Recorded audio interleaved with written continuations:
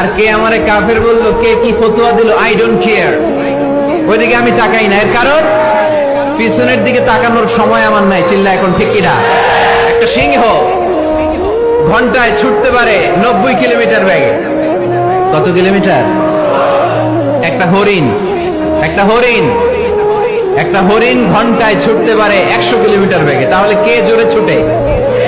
জোরে বলতে হবে। সিংহ কত কিলোমিটার? হরিণ। তারপরেও হরিণটা 100 কিলোমিটার বেগে ছোটার পরেও সিংহটার কাছে সে ধরা পড়ে যায়। এর কারণ সিংহ যখন ধরার জন্য ছোটে সে শুধু সামনে তাকায়, সে পিছনে তাকায় না। আর হরিণ 100 কিলোমিটার বেগে ছোটার পরেও সে ধরা খেয়ে যাবার ভয়ে বারবার পিছনে তাকায়।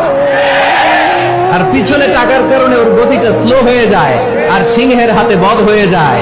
পিছনে তাকাবার সময় আমাদের নাই। চিল্লায় বলো ঠিক কিনা? আমরা অহংকার শিখি নাই, আমরা হিংসা শিখি নাই, আমাদের বুকে